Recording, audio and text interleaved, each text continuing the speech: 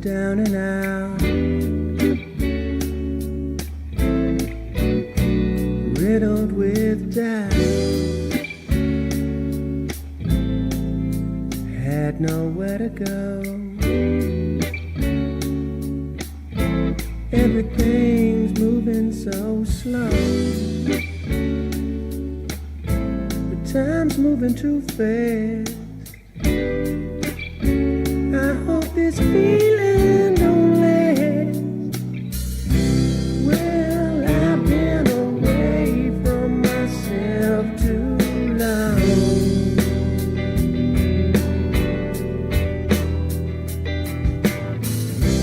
My body is aching from all my wrongs.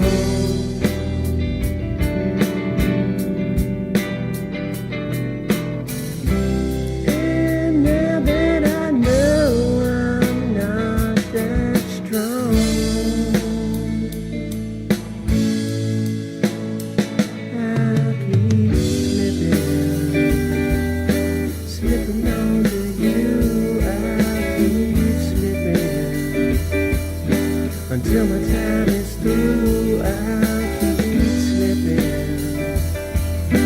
slipping on to you, yeah,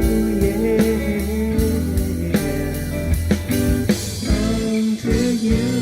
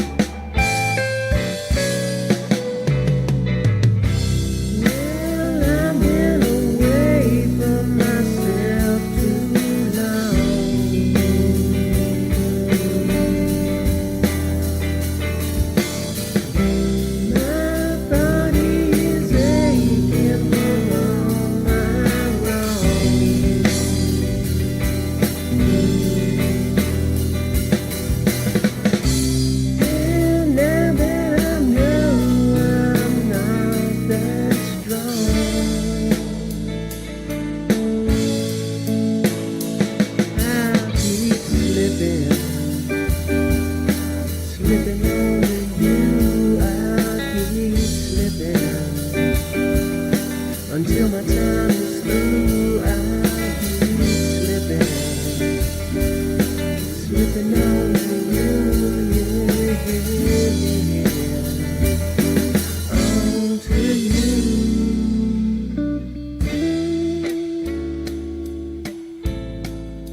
I was down and out, so riddled with doubt.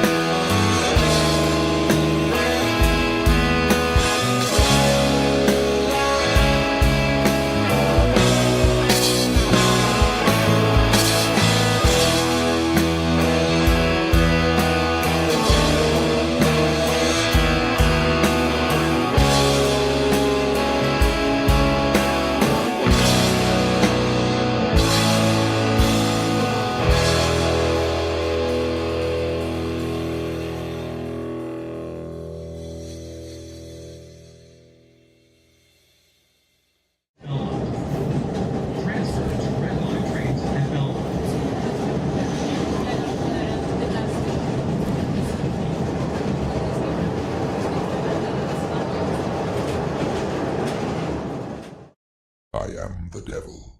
I am the Lord Satan from the netherworld, ruler of the damned and eternal king of hell. Even I, the master of deceit, can only stomach so much bullshit from the mainstream media and indie grifters. That's why I tune in to Morning Extra with Uncle Warren, because he eliminates my competition, and also because I know I'm gonna see that motherfucker soon.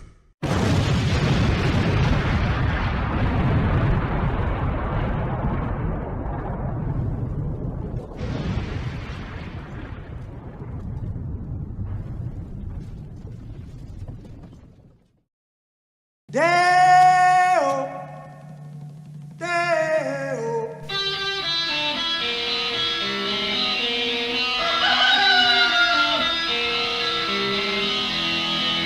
Baby's got a burger and a shooter and that shake it all go down. Baby's got a burger and a shooter and that shake it all go down. Corrosion to her thighs, erosion of her pride. Baby's got a shooter, baby's got corrosion now, corrosion now. Baby's got it.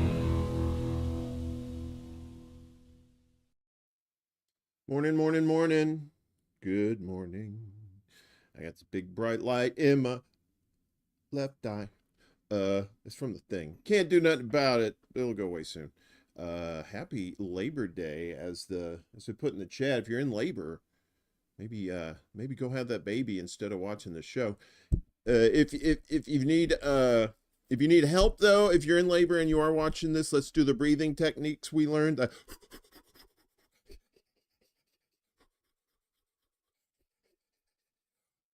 And give me a big push. Okay, I know you're probably still in a taxi. You're probably still at home. So yes, I'm not a doctor. I just like to play doctor. Wink. Good to see everybody here. Willie throwing down the 10 spot on the Labor Day. He says, "Happy Labor Day, which is our Americanized May Day. Workers need to realize it's the super wealthy that divide workers with stupid culture wars, place us in neocon wars abroad, and steal our wealth." You're darn tootin', Willie. Truer words cannot be said. Yes, we got a little bit of Labor Day news coming up here. Let's see who all decided to show up. We got Kate's in the house. Kate's slumming it on YouTube today. What's up? Good morning, dear. Rick Salas, is your boss making you work today? Because that would be one hell of a guy. Yeah, because his boss is Satan. Max Sarge, good to see you. Desert Mantis, what's up, buddy? Good to see you as well. We got Ed Heller in the house and Game.Film. Game.Film's supposed to be coming on ExtraBulla Live Wednesday night. So hopefully he didn't forget about me like so many have in the past. I think, Max, I shout you out. Yes, I did, I believe. And then Choosy with his version of War and Peace in the the chat. If you read his manifesto there, you'll see that he said he's been invisibled. They muted him or something in some of the chats. So he says his chats don't show up anymore. I said, well, I guess you just do them all here. If you ever write that book, Choosy, Daddy wants a piece of the action, if you know what I mean. Willie says he's on his way home from his delicious breakfast at the office at Denny's. Right? Got Chuck's UFO intergalactic UFO show in the house. You ate deep dish last night, Rick? We had some. Our buddy Ed cooked up some ribs and some brats and some sausages. Real cardiac arrest specials. So, needless to say, I had a snootful last night. Started off with beer, had a little wine, and then ended it up with a little bit of Jack Daniels. So, slept very well. Not hungover. Probably because eating like, ungodly amounts of greasy meat, that'll do it to you. Okay, back over on the Rockfin. You said no, Lee D. Oh yeah, well that was D Piers from Around the World, D and Friends. That was Friday night. She invited me on her show, and we had a blast. We talked for about 3 hours, and she's got a really good show there. She's trying to get more guests on, so trying to expand her horizons. So good for her. But yeah, Noli D and Uncle Warren anyway. Noli D and Warren, pretty fun. I love Noli, so check out her channel as well. All right, so I guess there's nothing to it but to do it. We got all kinds of stories today for you. So let's get started with what is appropriate for Labor Day, and that's telling your boss to go fuck themselves, right? 10,000 U.S. hotel workers strike over the Labor Day weekend. Workers walk off the job in 8 U.S. cities over pandemic-era cost-cutting measures. There's some folks right there. These are hotel workers on strike outside the Fairmont Copley Plaza Hotel in Boston. Yeah, cousin, from Boston. Some 10,000 hotel workers have gone on strike over the major holiday weekend to demand better pay and conditions.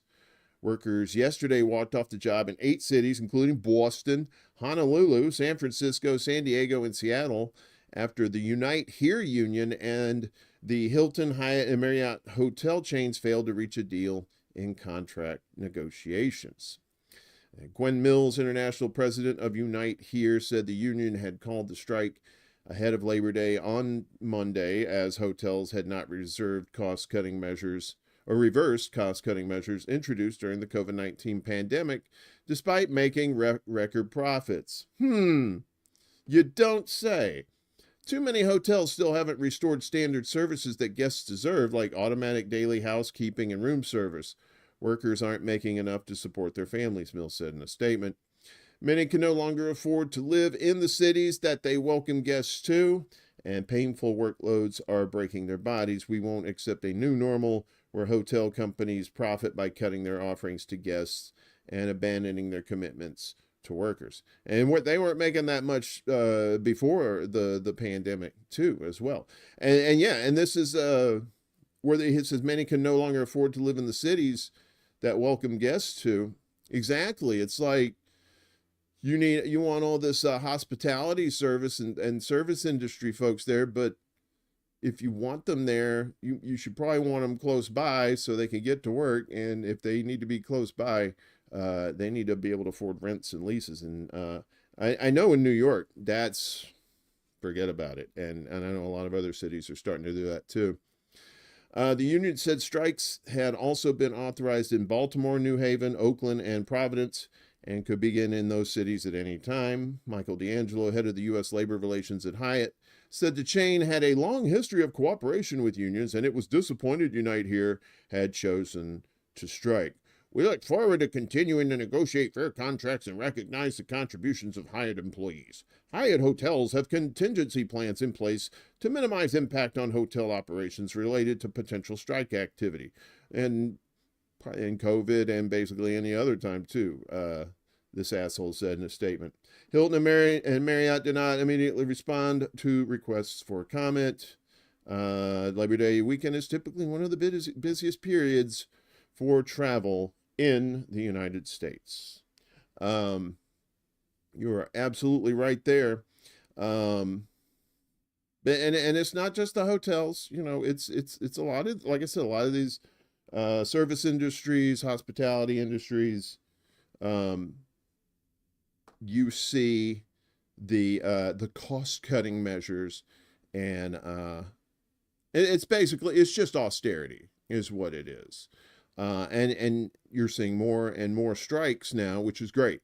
We want to see like a general strike to really hammer some things home and hopefully get some changes. But, we got to keep voting. But meanwhile, Kroger's fucking you over. The K. Rogers, this is from Common Dreams. During antitrust trial, executive admits Kroger jacked up milk and egg prices above inflation. I know, these are very shocking stories that I'm sure you had no idea was going on. A top Kroger executive admitted under questioning from a Federal Trade Commission attorney on Tuesday that the grocery chain raised its egg and milk prices above the rate of inflation, a concession that came as no surprise to economists who have been highlighting corporate price gouging across the U.S. economy in recent years, particularly since the pandemic. You know, it all goes back to the pandemic. Andy Groff, Kroger's senior director for pricing, said during a court hearing on the FTC's legal challenge to the company's proposed acquisition of Albertsons, its primary competitor, that Kroger's objective is to pass through our inflation to the customers, right? See, that's why they say, well, we can't give you $15, $20 an hour minimum wage. We'll have to raise the prices and pass it on to the customers. And they make sure the customers know that, so they'll think you're the asshole when it's really the greedy motherfuckers that could afford the $15 to $20 an hour to pay you who won't do it because, as said, greedy motherfuckers. Groff's comment came in response to questioning about an internal email he sent to other Kroger executives in March. In that note, Groff observed that on milk and eggs, retail inflation has been significantly higher than cost inflation. A Kroger spokesperson told Bloomberg in a statement that the email was cherry-picked and does not reflect Kroger's decades-long business model to lower prices for customers by reducing its margins. I've shopped at Kroger. That shit ain't cheap. I'm an Aldi's kind of guy anyway. But Rakim Maboud, chief economist at the Groundwork Collaborative, noted last week that execs all over the economy were saying this stuff on their earnings calls back in 2021. This was not a secret, he added. So Bloomberg reported last Tuesday that in Illinois, where Kroger operates Mariano's chain, company executives create a weekly report on egg prices, comparing prices from Walmart, Major Inc., and Albertsons. Jewel Osco, said Matthew Marks, president of the Kroger division overseeing Mariano's. The FTC walked Marks through several of the weekly egg reports from 2022 and 23. The outlet added, in 2022, for example, in May 2022, both Walmart and Major dropped egg prices by 14 cents a dozen, but Mariano's opted to keep its pricing the same to match the higher price at Jewel Osco, Mark said. A year later, in April 2023, as egg prices again soared, Mariano's opted to keep its prices near Jewel Osco's, even as Walmart was lowering its own. The U.S. grocery sector, dominated by Kroger, Walmart, and a handful of other major companies, profited hugely. That sounds like Trump wrote this. Profited hugely during the COVID-19 pandemic as corporate giants exploited supply chain disruptions to aggressively jack up prices. Bingo. Bingo, bango, bongo, right? And some of these people knew that was going on. A lot of people didn't. People knew that there was some price gouging going on, but now you know a little of some of the particulars there. Current lowest price for a dozen eggs at Jewel Osco, $2.99. Eggs shouldn't be that much. Not for a dozen eggs. You should probably get like 3 dozen eggs for that much. That's ridiculous. In Oregon, they are rolling back their drug laws that actually started yesterday. This is from OPB. Yeah, you know me. That other B, that's not so simple. Drug possession is a crime again in Oregon. Here's what you need to know. Well, I just found out drug possession is a crime again. That's all I needed. No, I guess we need some more. The rollback of ballot measure 110 went into effect yesterday. And this is a nice police officer putting some jewelry on this man's wrists. Oregon has ended its experiment with drug decriminalization. Starting yesterday, possession of small amounts of illicit substances are once again considered a misdemeanor crime. Earlier this year, state lawmakers rolled back key provisions of ballot measure 110, the voter passed initiative that decriminalized drugs nearly 4 years ago. As the new law goes into effect, here's what Oregonians need to know. What happened to Measure 110?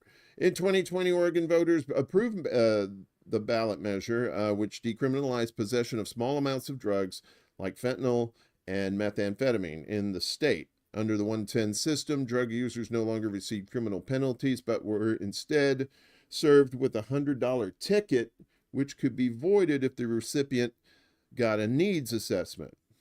The idea behind the measure was to redirect people with substance use disorder away from a punishment-focused criminal justice system and instead direct them towards rehabilitation and treatment. But in the 4 years since it passed, the measure was widely considered a failure, leading to more open drug use and blamed for an increase in overdoses. An investigation by OPB and ProPublica found that it was due in part to state leaders who failed to make the measure work. Isn't that usually the case? Yeah, you want people to get off drugs. You don't want to criminalize them, but at the same time, you need to alleviate the things that are causing people to take these drugs in the first place, and they sure as fuck ain't doing that. While some parts of Measure 110 are still in effect, lawmakers made significant changes. Enter House Bill 4002, which Governor Tina Kotek signed into law April 1st. Possession under the new law is once again a misdemeanor crime, but the statute also sought to deliver on the promise of treatment outlined in Measure 110. The bill allocated millions of dollars for counties to establish so-called deflection programs. To do that, deflection is a collaborative effort between law enforcement agencies and behavioral health entities to deflect people using drugs into treatment and out of the criminal justice system, but how it works will depend on each county's approach. For example, in Baker County, law enforcement officers will provide instructions, rights, and options to people who possess drugs, but it will largely be on the individual to pursue deflection, according to the application submitted to the state. Meanwhile, in Deschutes, did I say that right? Deschutes County, once a person is referred to the deflection program, staff will meet them where they're at, according to the county's application. When the staff members arrive,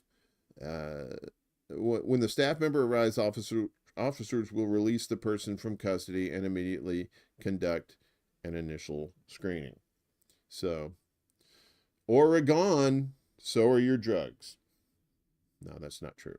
But yeah, that's how it is in all the cases of and gun violence too, that people don't try to look at the psychological problems that people have that are being caused by other things in their lives, and we fail to treat those things. It's you got to go to the root of these problems to solve them, because these surface level measures like criminalizing drugs and all that, it's people are still going to take drugs, and they're just going to go back to their sneakier ways of not getting caught. So so California recently did something with voter ID.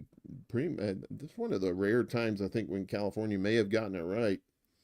So a bill which could shut down Huntington Beach's voter ID requirements, that's in Orange County, I believe, passes the California Assembly. This is State Senator Dave Min. Dave. Huntington Beach was full of election-related news this week as the November 5th general election nears. The California Assembly passed Senate Bill 1174 on Tuesday, which would ban local governments from imposing voter identification requirements in municipal elections. The bill, which passed 57-16, now moves to Governor Gavin Newsom's desk. It was passed by the state Senate in May. The bill is directly at odds with Huntington Beach's Measure A, which states the city could implement voter ID requirements beginning with the 2026 election. State Attorney General Rob Bonta and Secretary of State Shirley Weber subsequently sued the city after Measure A passed in March, stating that it conflicted with and was preempted by state law. In a statement, State Senator David Min said SB 1174, which he authored, makes it clear that election integrity and voter identification requirements are exclusively up to the state. We cannot have 100 different charter cities making up 100 different sets of voting rules based on fringe conspiracy theories, Min said. I have repeatedly told the Huntington Beach City Council members pushing this issue that if they were to produce any evidence of widespread voter fraud, I would lead efforts to change California's voter eligibility rules. They have not produced any such evidence. I am grateful to my colleagues for their overwhelming support of this bill, and I am hopeful that the governor will sign this into law later this year. Huntington Beach City Attorney Michael Gates has argued that the city's charter city status allows it to control local elections as it sees fit. He also said that a new bill like SB 1174 wouldn't be necessary if voter ID laws were already illegal, as Bonta asserted. So, I mean, I've seen people try to do voter IDs before, and I've heard one good argument against voter IDs, or at least where you have to get it yourself, is that it's a poll tax, right? You're paying for an ID so you can vote. So in essence, you're paying to vote, and that is a poll tax. That's, that's illegal as fuck. If you want to have voter ID for people, you should have people come in and register and get it for free. Hey, Bella, what's up? Good to see you. And Global Solidarity, good to see you as well. But have them come in and, if they, whatever it is they do to get the ID, but don't charge them for it. Because this affects poor people as well. But if you're going to do that, you have to make it easy for these people to get these IDs, right? If you're going to do that. And if it's going to be very difficult to do, then you shouldn't do it, right? So good on the state there for trying to, and Huntington Beach, if you don't know, is a very conservative area. That's Orange County, south of Los Angeles County. And very conservative area. And that's the thing. You hear a lot about voter fraud, and it's like, no, bitch, it's election fraud. It's people that aren't counting the ballots, or there's like using these electronic machines to do it, and all kinds of shenanigans are going on, and then you end up with with Joe Biden or Donald Trump. Speaking of right wing. Oh, the Germans, you silly people.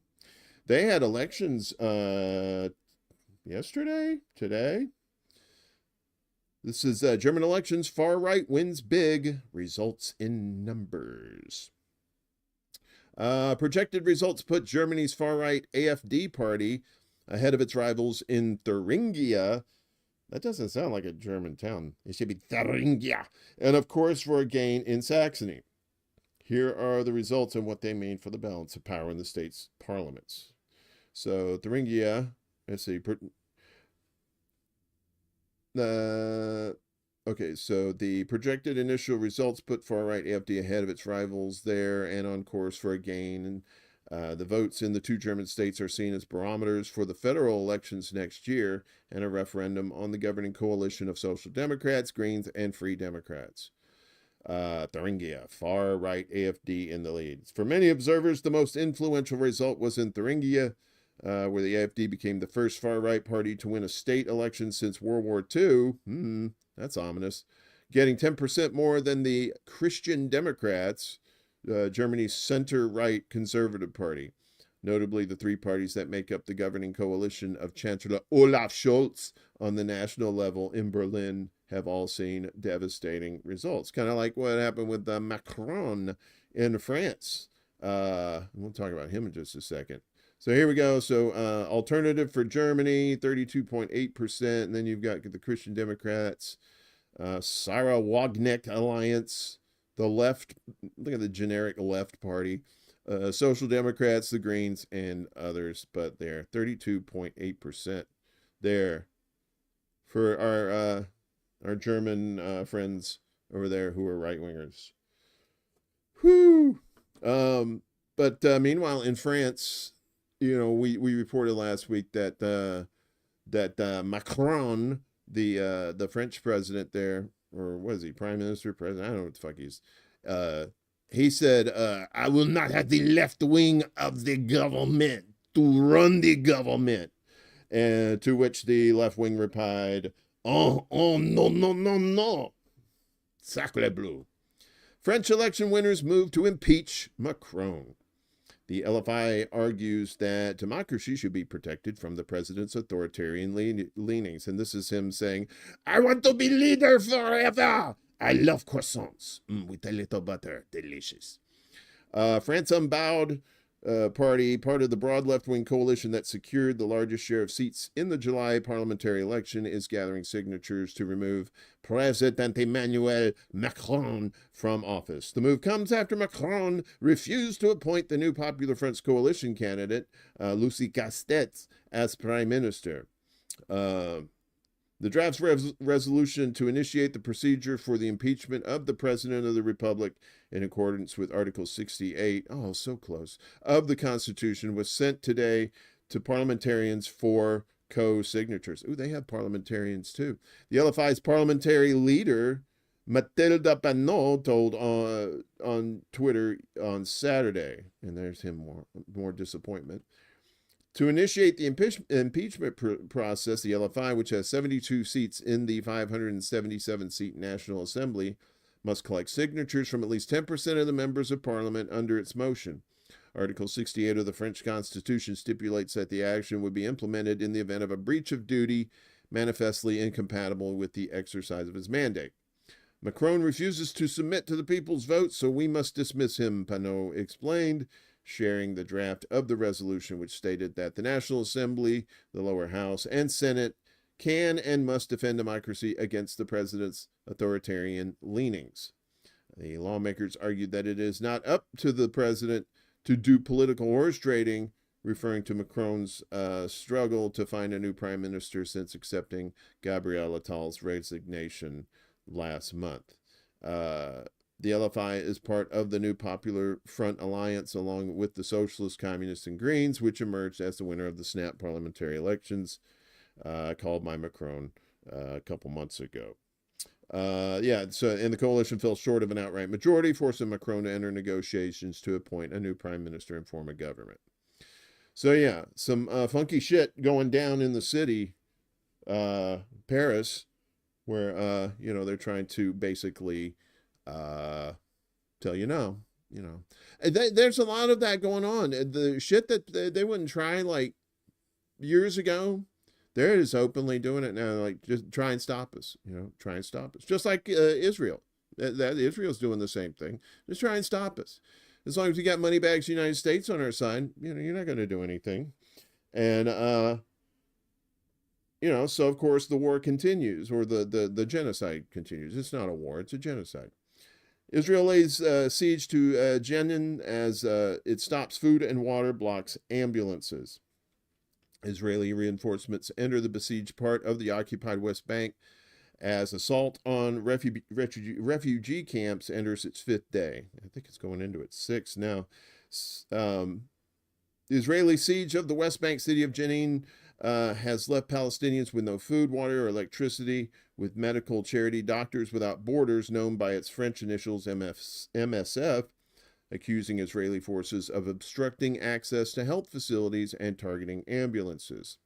All basic necessities, including bread inside the refugee camp, no longer exist. Tahir al-Sadi, a resident of Jenin who managed to escape, told Al Jazeera. Faiza Abu Jafar, another resident who fled Jenin, said the situation is very hard for children still trapped in the area as they're terrified of the destruction carried out by Israeli forces. The Israeli military brought in reinforcements yesterday after demolishing shops and bulldozing streets. Yeah, you probably saw that video floating around. They had this bulldozer, and it had this spike in the back, and it was just tearing up the street. I thought it was Chicago for a second. The streets. The Israeli military brought in reinforcements to monitor the strait while preventing tens of thousands of Palestinian civilians from accessing humanitarian aid in a step described as a war crime, one of many that's been perpetrated by these motherfuckers. Israel has also been accused of war crimes during its ongoing military offensive in Gaza, right? Like, these dudes are about to get shot.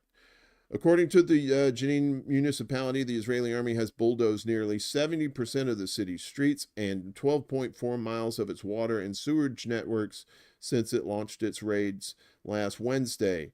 As a result, 80% of the Jenin refugee camp, home to 20,000 people, is left without water access, the Jenin municipality said. At least 24 Palestinians have been killed in a 5-day Israeli assault that Al Jazeera correspondent Nida Ibrahim said was the most destructive raid we've seen in decades. Yeah, so and that's just going to keep going, y'all, until we stop it. There's more from Al Jazeera. This 3 Israelis were killed in the West Bank in a shooting amid deadly during the raids, right? So 3 police officers were killed at a checkpoint shooting near Tarkumia, south of Hebron.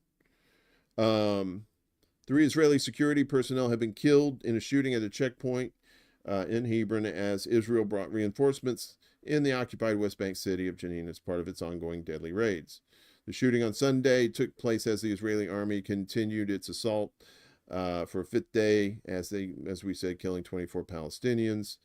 Israel has killed more than 500 people as it intensified operations in the West Bank since it launched war on Gaza last October. More than 40,000 Palestinians, I believe it's up to 40,700 Palestinians, have been killed in Gaza in the past 11 months.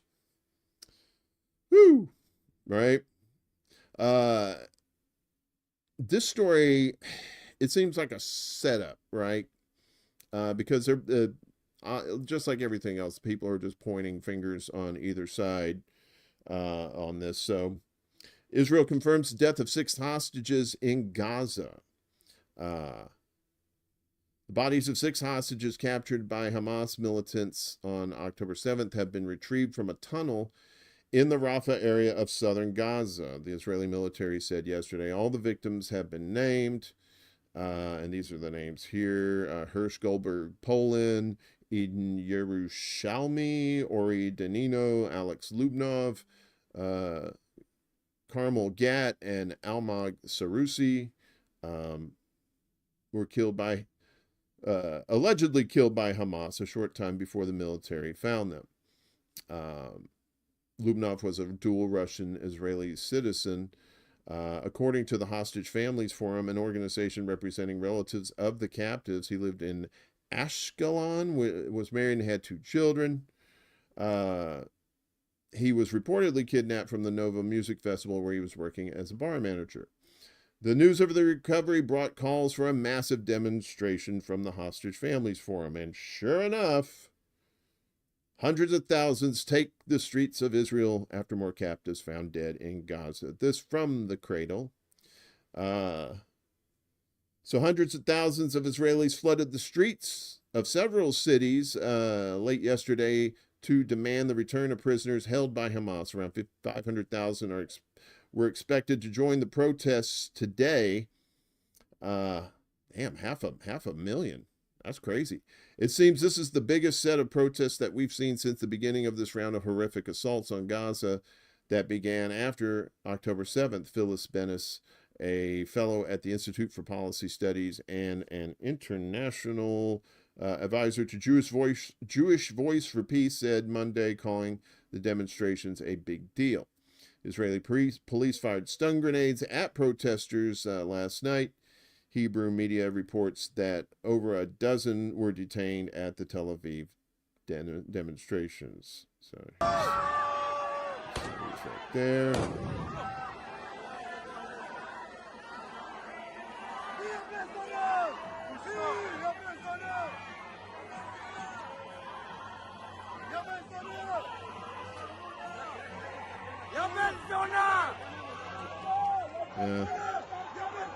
Right there. And this could be any city, right? That protesters are getting, even the, yeah. So even the Zionists are going after the Zionists. Israel's Histradut labor union called a general strike for today in protest against the government's delay in reaching a prisoner exchange deal. Dozens of protesters blocked roads in Tel Aviv and the northern city of Rosh Pina early today, demanding that the government finalize a deal to release captives held by the Palestinian resistance in Gaza. The Hebrew news site reported today that the strike had disrupted light rail service in Tel Aviv and Jerusalem. Main shopping malls in Israel have all been shuttered, as have several banks, government ministries, and tech companies. Israel's Business Forum will also join the strike. The Israeli state prosecutor has petitioned the labor court to rule against the strike. The petition requested that the court ruled that the strike announced by the Histadrut chairman regarding all employees of the state is not a strike for a collective labor dispute and is therefore a political strike. Israeli Finance Minister Bezalel Smotrich said today that workers on strike would not be paid. The protests and general strike were sparked by the Israeli army's discovery of those 6 dead captives in the tunnel in Gaza's southernmost city of Rafah. So it's heating up over there. Tensions running high. As Netanyahu keeps this psychopathic bullshit going on. Your elected leaders are pieces of shit, and I'll tell you why. This is from The Intercept. Colombia cuts due process for student protesters after Congress demands harsher punishment. This is from Jonah Valdez from The Intercept. Don't usually look at The Intercept, but I thought this was a pretty interesting story. In early August, Columbia University told Congress that most of the students arrested in the past year for protesting against Israel's war on Gaza would be allowed to return to campus for the fall. Then a congressional inquiry applied pressure. Last week, the Republican chair of the House Committee on Education and the Workforce, which has been conducting an inquiry into Columbia's handling of the protests since this spring, published a letter blasting the school for not punishing students harshly enough and issued a subpoena for internal records. Representative and former porn star Virginia Fox, with 2 X's, RNC, Republican out of North Carolina, accused the university of having waved the white flag in surrender while offering up a get-out-of-jail-free card to student protesters. She further blamed radical students and faculty for interrupting the disciplinary process and called protesters anti-Semites. But of course, students are facing accusations of violating the school's policies on protest and not harassment or bias against Jewish students. Fox then subpoenaed the university later in the week for records related to the protests, including communication among administrators in handling of encampments, meeting minutes from the Board of Trustees, and documentation of alleged anti-Semitic incidents on campus. Now, dozens of student protesters have received notices that their cases are being fast-tracked to university disciplinary hearings, short-circuiting Columbia's own investigation process. Scheduled interviews with students have been canceled, and cases are moving directly to the University Judicial Board, which can expel or otherwise punish students, according to an email reviewed by The Intercept.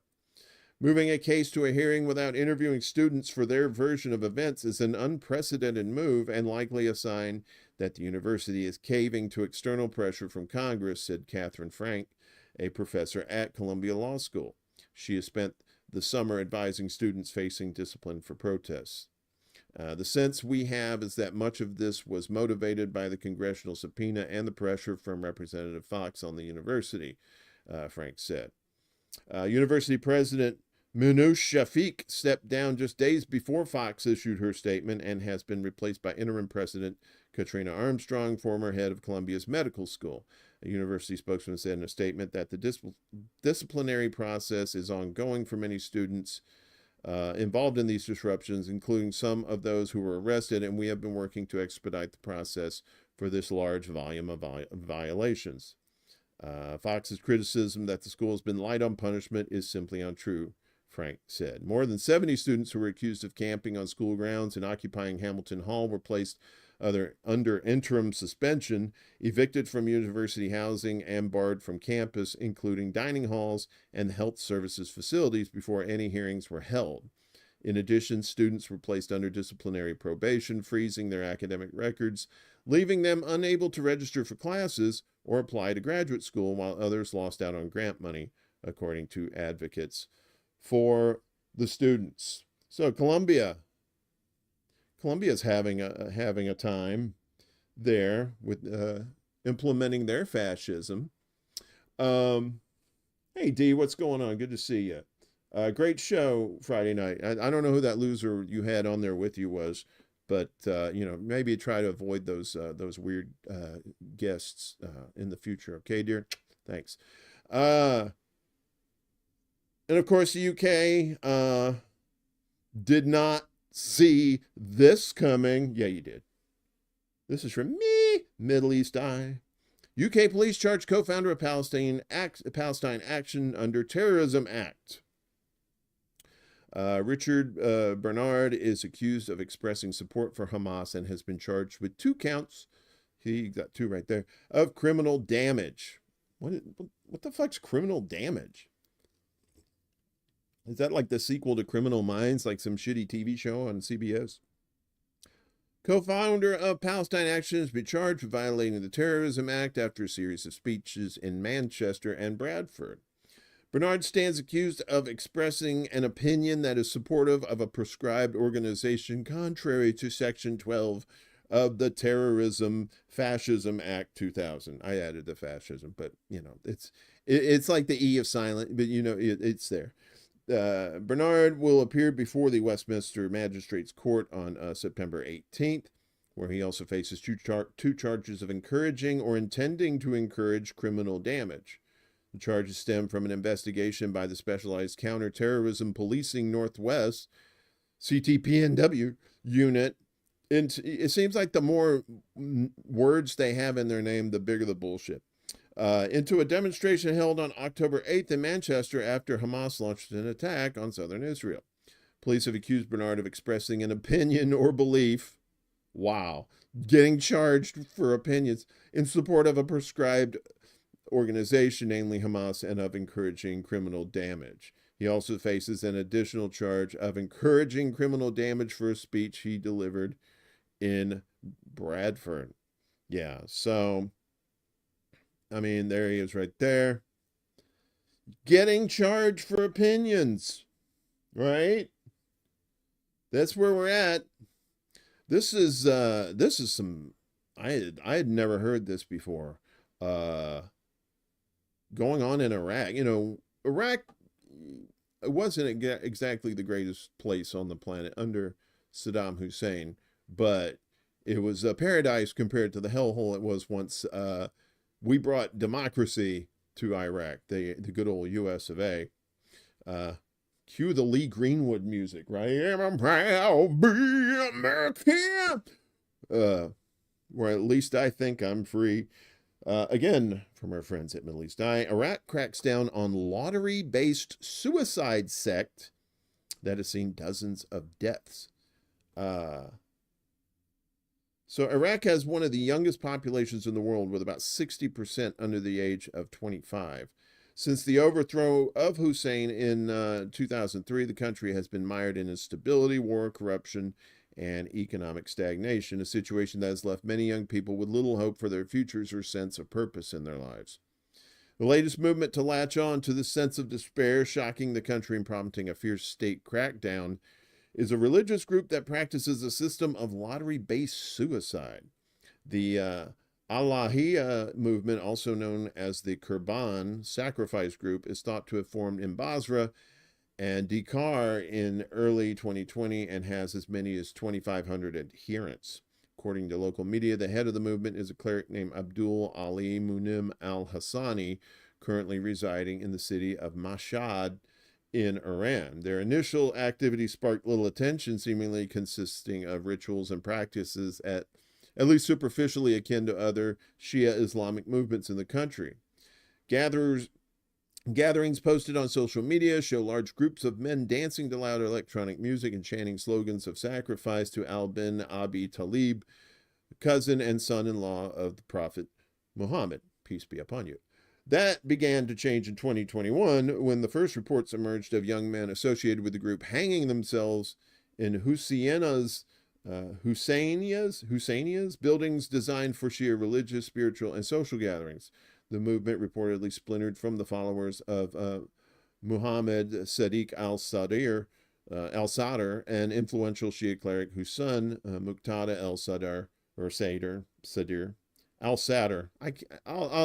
Look, I'm a little hungover, right? The tongue's not quite working the way it should. It's one of the most powerful figures in Iraq. He said, however, publicly disavowed the movement as extremist and warned against young people being attracted to it. Adherents believe that Ali is a mystical divine figure akin to Jesus in Christianity. So yeah, when things go to shit, you wonder how terrorists are formed. What has been traditionally called terrorists in the United States is these people. You come to breaking points, right? Some people lash out with violence against others, and then some people just lash out with violence against themselves. Very sad situation there in Iraq, and it was the United States doing good old democracy. The ICC is telling Mongolia they're going to have to arrest Putin. Mongolia has obligations under the Rome Statute, the International Court has said. There's Putin there. He says, "You're going to arrest me, motherfucker." Mongolia must detain Russian President Vladimir Putin because it is a member of the ICC, the International Criminal Court, a spokesman for the Hague-based body has said. These are the same people, I think, that want Netanyahu and the Hamas leaders arrested, too. They said, they're like Saul Rosenberg. They're like, sue everybody. It's like, arrest everybody. Putin is scheduled to visit Russia's neighbor today to mark the 85th anniversary of a major World War II battle. This would theoretically put him at risk of arrest on the ICC's war crimes warrant, as Ulaanbaatar recognizes the court's jurisdiction. That's the capital of Mongolia. All states that signed the Rome Statute have the obligation to cooperate in accordance with Chapter 9. ICC spokesman Fadi El Abdallah told the BBC on Friday, the Rome Statute is an international treaty that set up the court, which Mongolia ratified in 2002. In case of non-cooperation, ICC judges may make a finding to that effect and inform the Assembly of States parties of it. It is then for the Assembly to take any measure it deems appropriate, El Abdallah said. The Rome Statute provides for exceptions when arresting someone would breach a treaty obligation with another country or violate the diplomatic immunity of a person or property of a third state. Ukraine has also filed an official demand with Mongolia to arrest Putin, of course, according to the government in Kiev. Moscow has no concerns about the ICC warrant, Kremlin spokesman Dmitry Peskov told reporters Friday, noting that all possible issues concerning Putin's visit have been worked out separately in advance. The ICC issued a warrant for Putin's arrest in March of this year, accusing the Russian president of unlawful deportation of population, specifically children, and unlawful transfer of children from occupied areas of Ukraine to the Russian Federation. So Putin said, yeah, I'm going to go anyway. I don't know what y'all are thinking, but you're not going to arrest me. That's stupid. It's Mongolia. That's where the WHO comes from, not the WHO, not the World Health Organization, or the British rock band. This is a little side note. If you like Mongolian folk rock, check out the WHO, HU. You'll be glad you did. Meanwhile, Russia's reassessing their nuclear situation over there, particularly their weapons. This is from Al Arabiya. Russia says it will change nuclear doctrine because of Western role in Ukraine. Russia has more nuclear weapons than any other country. Slightly more than the United States, but still, it's technically more. Russia will make changes to its doctrine on the use of nuclear weapons in response to what it regards as Western escalation in the war in Ukraine. State media quoted Deputy Foreign Minister Sergei Ryabkov as saying on Sunday, the existing nuclear doctrine set out in a decree by President Vladimir Putin in 2020 says Russia may use nuclear weapons in the event of a nuclear attack by an enemy or a conventional attack that threatens the existence of the state. Some hawks among Russia's military analysts have urged Putin to lower the threshold for nuclear use in order to sober up, in quotes, Russia's enemies in the West. Yeah, nuke will do that. Putin said in June that the nuclear doctrine was a living instrument that could change depending on world events. Ryabkov's comments on Sunday were the clearest statement yet that the changes would indeed be made. The work is at an advanced stage, and there is a clear intent to make corrections, state news agency TASS cited Ryabkov as saying. He said the decision is connected with the escalation course of our Western adversaries in connection with the Ukraine conflict. Moscow accuses the West of using Ukraine as a proxy to wage war against it with the aim of inflicting a strategic defeat on Russia and breaking it apart. The United States and its allies deny that. Of course they do. They're a bunch of fucking liars, saying they are helping Ukraine defend itself against a colonial-style war of aggression by Russia, just like they're helping Israel defend itself against exploding babies. Apparently, Hamas is using babies to, I'm being facetious. Of course, they're not doing that. But with the war going on in Ukraine, their infrastructure is going to shit. And so the United States, who seems to be the welfare office for the entire world, except for its own fucking people, are sending more money over there. I know you're shocked as well. Ukraine to receive $800 million from the U.S. for energy infrastructure repair. We need energy infrastructure repair here in the United States, particularly our friends in Texas. I know they're off grid, but still, there's other parts. I think 2001, or was it 2002? When they had the big Northeast blackout, New York it was 2003. Yeah, it was, and they thought it was a terrorist attack. No, it's just their shitty infrastructure got overloaded. But, fuck us. Ukraine's going to get it. So more than 50% of Ukraine's energy infrastructure has been affected by Russian strikes. There's a big flag, or a couple of flags, and clueless person right here. Ukrainian economy minister Yulia announced on Saturday that Kiev will receive $800 million in aid from the U.S. to repair energy infrastructure that has been damaged by Russian strikes. We are deeply grateful for an icon of the U.S. flag support. I don't know what that is. In constructing passive protection systems, as well as the $800 million finance package for the energy sector. Yulia said on the tweeters. The Ukrainian official also mentioned that during her visit to the U.S., she met with Deputy Energy Secretary David Turk. During this meeting, she provided the U.S. representatives with a list of critical equipment needed for immediate repairs to the energy infrastructure. She noted that more than 50%, as we said, of energy infrastructure has been affected by Russian strikes. So we got money for war. We got money to give to all these, to Nazi countries and genocide countries. But for you, dear patriot of the United States, this is for you. Wait, you can't hear this? Let me turn it up. There you go. We've been talking about flooding and then wild weather that's been going on all over the place. Hurricanes over here, typhoons in Japan, of course. Africa has just been getting hammered with floods and the like there. This is from Africa News. Floods in Nigeria kill scores and wash away farmland, raising food insecurity. Weeks of flooding have killed nearly 200 people in Nigeria and washed away homes and farmlands, the country's disaster management agency said. Further, threatening food supplies, especially in the hard-hit northern region. The floods blamed on poor infrastructure and badly maintained dams have killed 185 people and displaced 208,000 in 28 of Nigeria's 36 states, the National Emergency Management Agency said in an update Friday, triggering frantic efforts to evacuate hundreds of thousands to makeshift shelters. Nigeria records flooding every year, mostly as a result of failure to follow environmental guidelines and inadequate infrastructure. Inadequate infrastructure. I sense a theme.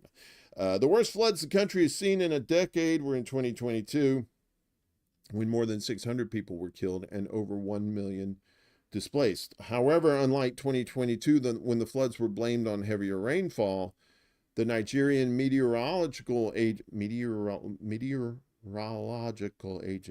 the Meteor Agency, predicted delayed or normal rains in most parts of the country this year and said the current floods were more a result of human activities. What we're doing is causing this climate change, so there is a shift from the normal, said Ibrahim Wasiu Adeniyi, head of the Central Forecasting Unit. We have some who dump refuse indiscriminately, some build houses without approvals along the waterways. The Nigeria Disaster Response Agency warned the flooding could get worse in the coming weeks as the floodwaters flow downwards to the central and southern states.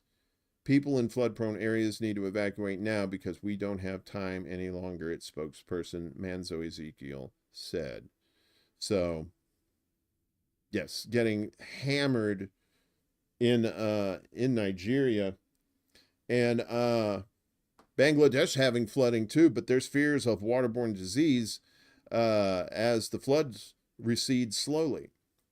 The Bangladesh was, I believe, in the news recently as they chased their prime minister out of town. Authorities in Bangladesh are bracing for the spread of waterborne diseases and racing to get drinking water to people after devastating floods last week that left at least 54 people dead and millions stranded. As floodwaters recede slowly, many people remain stranded and in urgent need of food, clean water, medicine, and dry clothes, especially in remote areas where blocked roads have hindered rescue and relief efforts. The Bangladesh Meteorological Department, I can't even say that when I'm not hungover, said that flood conditions could persist if the monsoon rains continued as water levels were receding very slowly. Around 470,000 people have taken refuge in 3,300 shelters across 11 flood-hit districts, where around 600 medical teams are helping provide treatment, with the Army, Air Force, Navy, and the Border Guard assisting in rescue operations, authorities said. A disaster management ministry official warned that as floodwaters recede, there is a risk of an epidemic, adding that the outbreak of waterborne diseases is likely if clean water is not provided soon. And that's another thing. And that's what's going on in Gaza as well. No clean water. And when you don't have clean water, that's when the diseases hit, like cholera. Over here in the Sudan, the cholera cases have surged.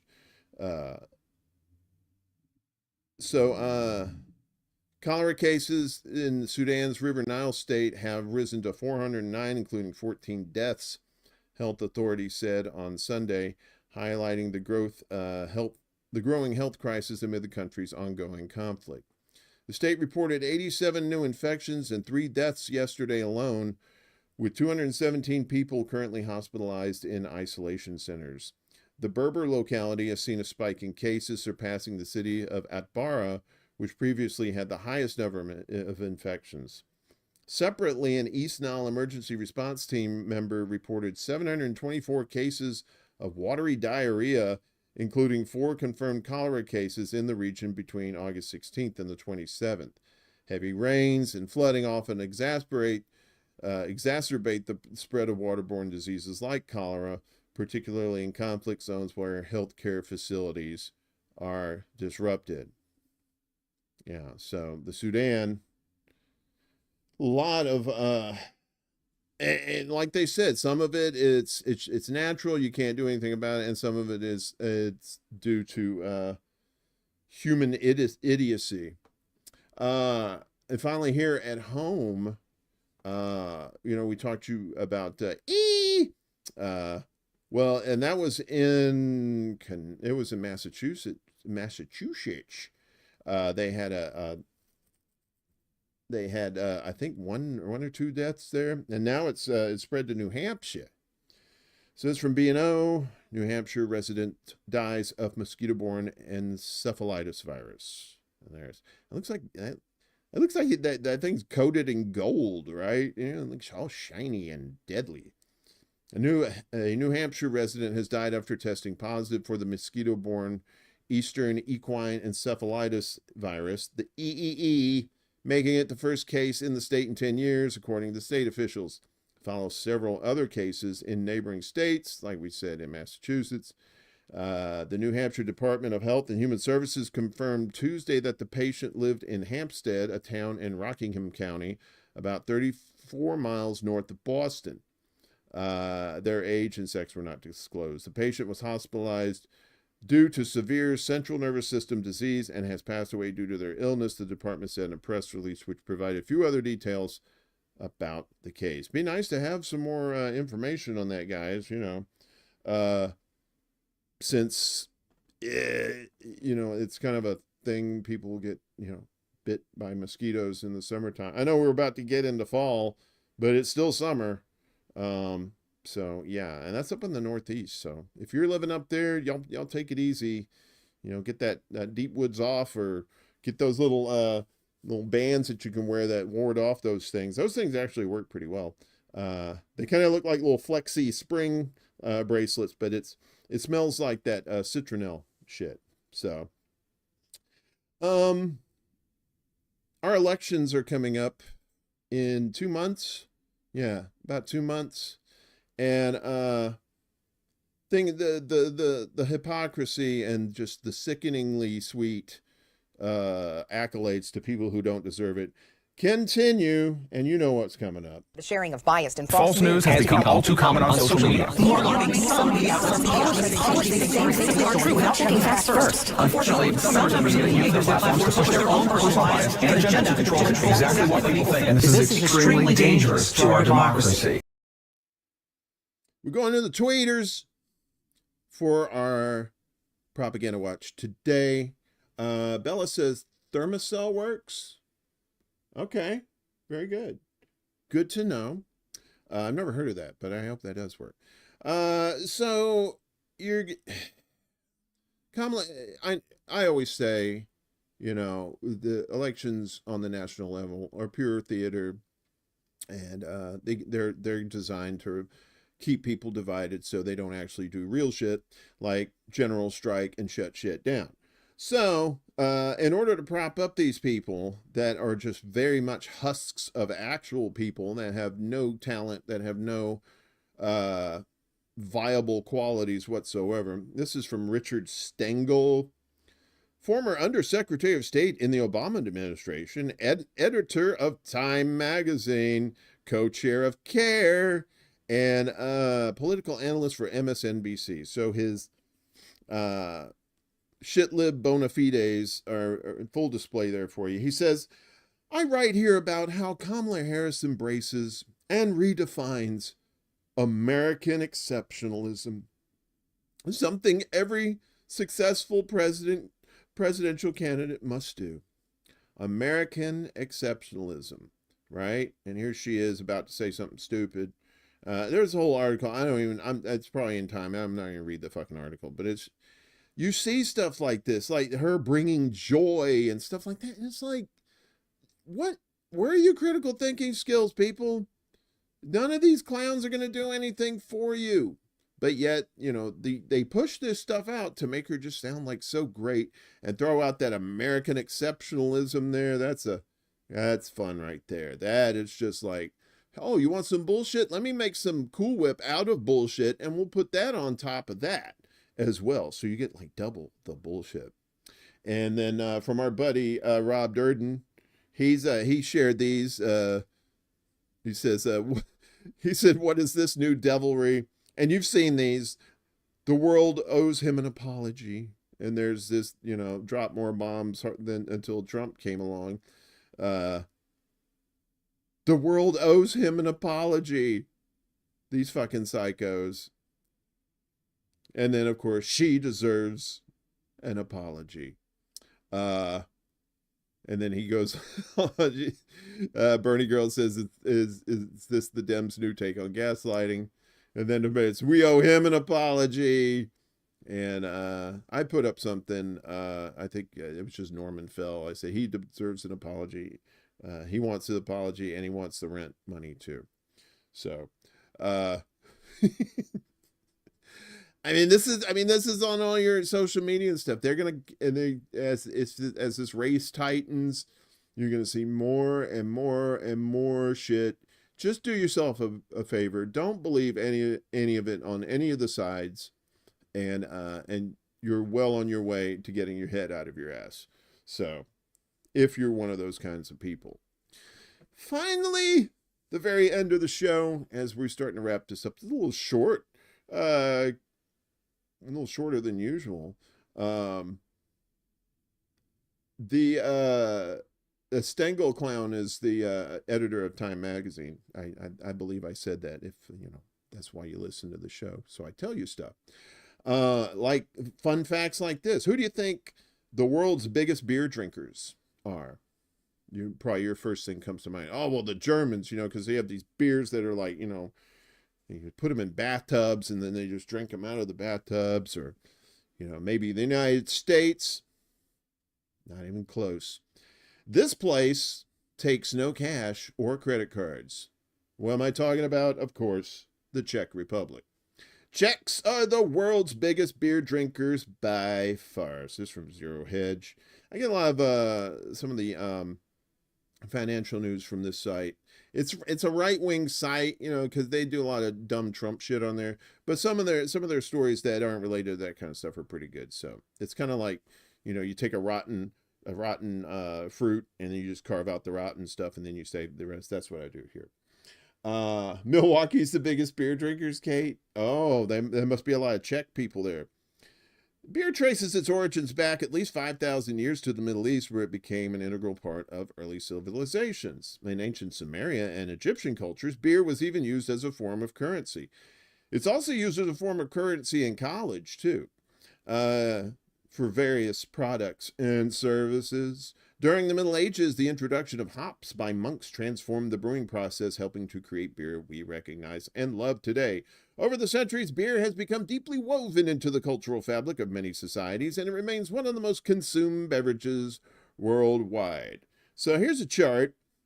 Let's see. Maybe I can bring this down a little bit so we can see the whole thing. Yeah, it's really okay. Close enough. All right, so you got all these countries here, right? This is beer consumption per capita, right? In liters, because it's foreign. They ain't gonna say gallons and shit because this ain't America.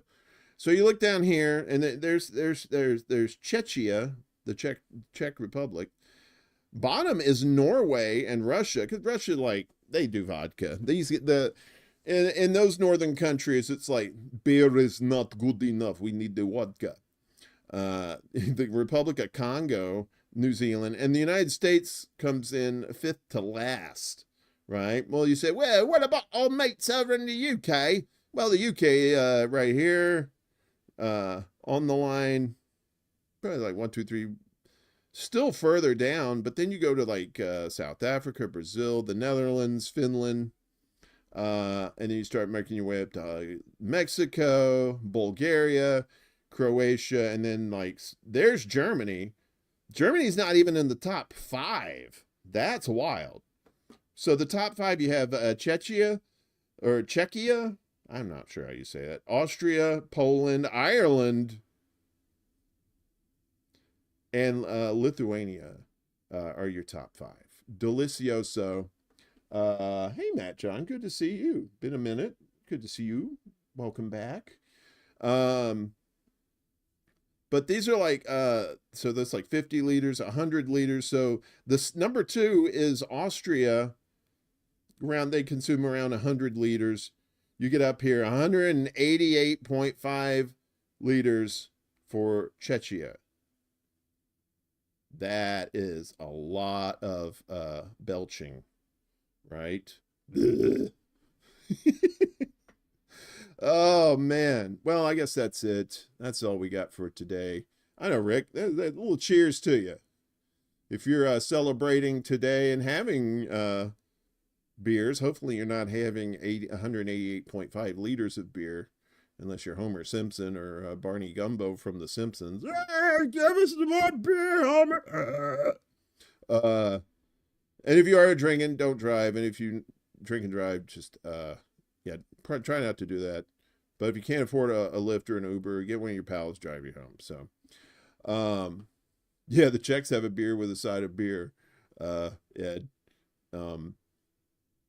Back in my beer drinking days, I had a couple of beers yesterday, and I got a little light after just two, and I couldn't imagine going there. You have to check your liver at the airport when you go there, because that probably wipe me out. Anyway, but hey, what's up, Prop? You lurking son of a biscuit eater. It's good seeing everybody here today. Wednesday, we will be back doing the thing here. 10 a.m. Eastern, 9 p.m. Central, 8 p.m., 10 a.m., 9 a.m., 8 a.m., and 7 a.m. from east to west. Do the math yourself. Our buddy Game.Film, I think he popped his head in earlier. He's going to be coming on ExtraBulla Live Wednesday evening, I believe around 6 or 7 p.m. or 7 or 8 p.m. Eastern. I still haven't figured out the time yet, or I just forgot. And we're going to talk about games and films. Very interesting cat, and we'll talk about some of our favorites. There was a discussion online about this new Highlander reboot with Henry Cavill, and how I said I'm not even touching that with your dick. So I want nothing to do with that movie. I love the original. It's probably my favorite movie of all time, and to remake it is like saying you're gonna remake the Venus de Milo? Yeah, with a 3D printer and crayons. Let's go have some beer. Thanks, everybody. Enjoy your holiday. If you're off, if you're working, solidarity. Stick it to the man if they're sticking it to you. It's about time we gave back what we're getting all these years. So love each and every one of you. Stay safe, and we'll see you once I get out of jail. This is City Alpha 5! Woo!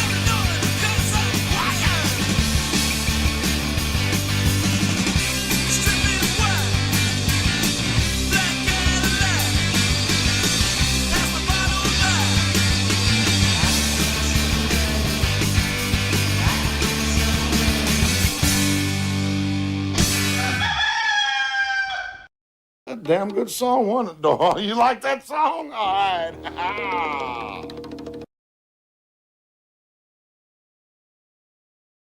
Soon.